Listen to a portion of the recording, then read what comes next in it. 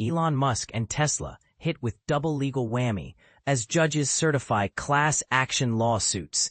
It's been a tough week for Elon Musk and Tesla as federal judges in California and Maryland delivered a 1-2 punch by certifying separate class action lawsuits against the billionaire CEO and his electric car company. These rulings open the floodgates for more extensive litigation regarding Tesla's marketing of its self-driving technology and Musk's alleged involvement in attempts to defund the U.S. Agency for International Development, USAID.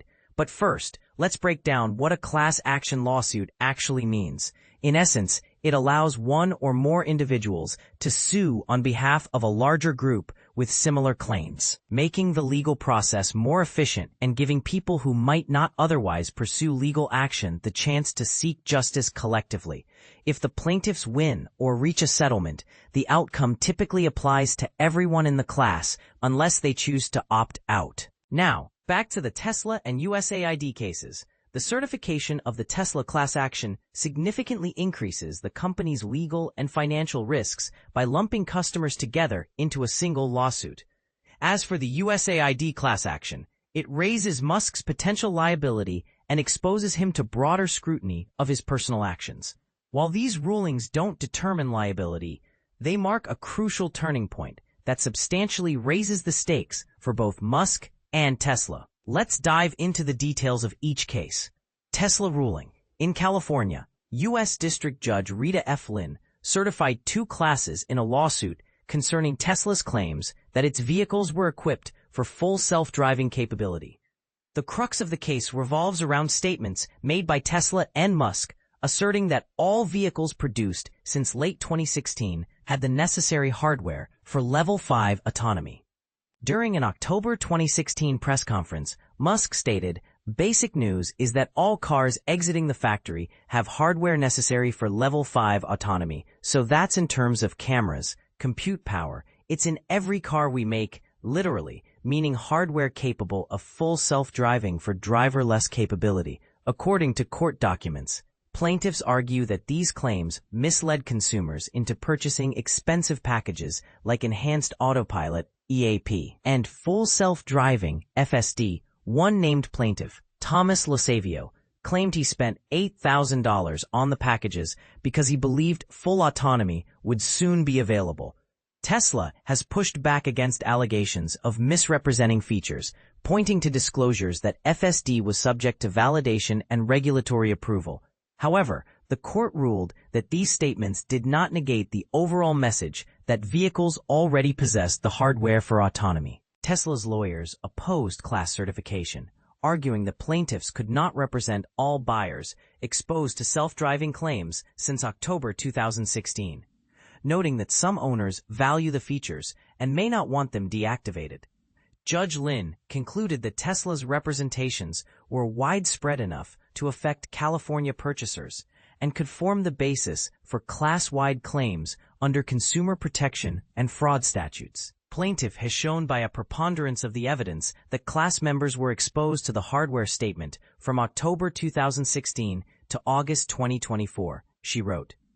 2 subclasses were certified, one covering California residents who purchased FSD packages between October 2016 and May 2017, and another for those who opted out of Tesla's arbitration agreement between 2017 and mid-2024. An injunctive relief class was also certified, which could prohibit Tesla from making similar statements unless vehicles can actually drive themselves. USAID ruling. In Maryland, U.S. District Judge Theodore D. Chuang certified a class action against Musk personally. In J. Doe 4 v. Musk, plaintiffs allege that Musk was involved in efforts to dismantle or defund USAID programs, undermining the agency's operations. The lawsuit, filed by USAID employees and the State Democracy Defenders Fund, alleges that only someone nominated by the president and confirmed by the Senate as an officer of the United States could dismantle the agency. Plaintiffs allege Musk, an informal advisor to President Donald Trump, was involved in efforts aligned with the second Trump administration's attempt to dismantle USAID. The judge's 2-page certification order allows plaintiffs to press collective claims rather than pursue them individually. While the court did not detail the alleged conduct in Monday's filing, the decision means Musk could face broader liability if the claims are proven. Musk's lawyers argued class certification was unnecessary, saying overlapping lawsuits already cover the claims and would add significant additional complexity and burdens on the court.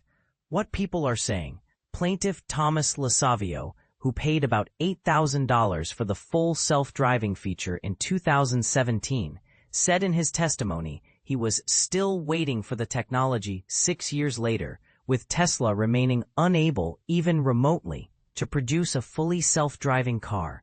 Judge Theodore D. Chuang's March 18, 2025 decision on USAID read, "Where Congress has prescribed the existence of USAID in statute pursuant to its legislative powers under Article 1, the President's Article 2 power does not provide authority for the unilateral, drastic actions taken to dismantle the agency." Plaintiffs' counsel in the USAID case, Norm Eisen, executive chair of the State Democracy Defenders Fund, told The Washington Post on March 18, "They are performing surgery with a chainsaw instead of a scalpel, harming not just the people USAID serves, but the majority of Americans who count on the stability of our government.